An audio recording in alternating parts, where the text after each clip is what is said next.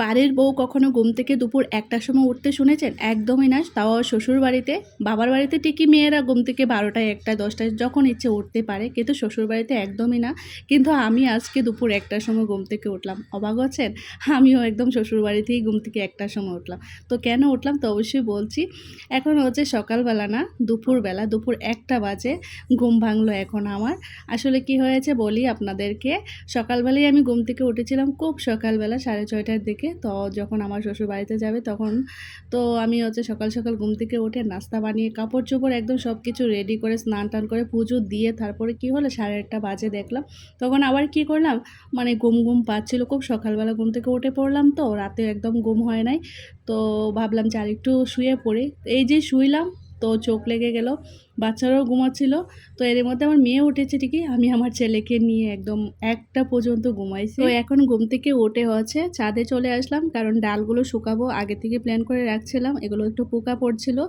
তো সকালবেলা যে কাপড়গুলো দিয়েছিলাম এগুলো মোটামুটি শুকিয়ে গেছিলো, তো নিয়ে আসলাম। আর এখন হচ্ছে সকালবেলার চাটা এখন খাচ্ছি। মানে আমি সকালবেলা ঘুমিয়ে পড়েছিলাম না খেয়েই, মানে চা খাই নাই।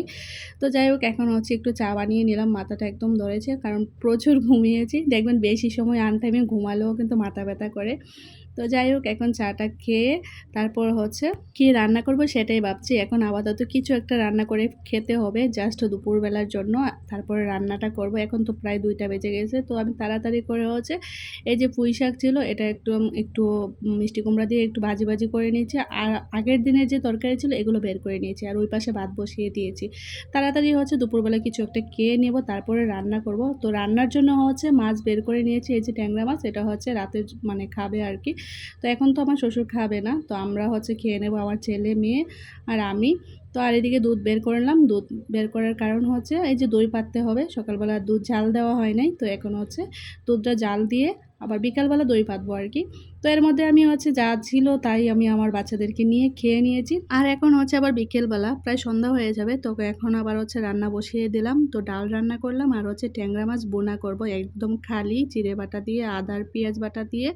আর হচ্ছে মানে আজকে আর মানে সবজি দিয়ে রান্না করব না, 2-3 দিন হচ্ছে টমেটো দিয়ে রান্না করেছি, তবে আর একটা টমেটো দিয়েছি। তো যাই হোক এদিকে হচ্ছে আবার দই বসানোর সময় হয়ে গেল। তো রান্না কিন্তু আমার কমপ্লিট হয়ে গেছে। তো এখন হচ্ছে গরম দুধ বসিয়ে দিলাম। এখন কিন্তু সন্ধ্যা হয়ে গেছে, তো আমি যাই হোক এখন সন্ধ্যাবাতি দিতে হবে, রুম টুম হচ্ছে ঝাড়ু দিতে হবে। তো রুম টুম ঝাড়ু দিয়ে একদম কাপড় চোপড় চেঞ্জ করে নিয়েছি। তো কাপড় চোপড় চেঞ্জ করার আগে হচ্ছে আমার মানে রুমটা মুছতে ভুলে গিয়েছিলাম। তো সন্ধ্যাবাতির আগে তো রুম মুছতে হবে। তো রুমটা আমি সামনের রুমটা শুধু মুছে নিয়েছি। এখন হচ্ছে সন্ধ্যাবাতি দিয়ে দিচ্ছি। সন্ধ্যাবাতি দেওয়ার পরেও আমার টুকিটাকি কাজ থাকে, তো সেগুলো করে নেব। সন্ধ্যাবাতি দেওয়ার পরে হচ্ছে একটু মালা জপবো, তারপরে হচ্ছে বিকেলবেলায় যে কাপড় চোপড় আছে সেগুলো কিন্তু এখনও গোছাইনি, এগুলো গোছাবো। তারপর হচ্ছে ছেলে মেয়েকে সন্ধ্যার নাস্তা দেবো। তারপর আমি একটু ফ্রি থাকি, ওই সময়টা হচ্ছে ভিডিও আপলোড বা ভিডিও এডিটিং নিয়ে একটু ব্যস্ত থাকি। তো বাচ্চারা এই টাইমটাতে হচ্ছে পড়তে বসে। তো যাই হোক আমি সময়টা একটু ফ্রি থাকি। তো আজকের মতো বিদায় নিচ্ছি। সবাই ভালো থাকবেন, সুস্থ থাকবেন। আর আমার পুরো ভিডিওটা কীরকম লাগলো তো একটু বলে দেবেন। টাটা।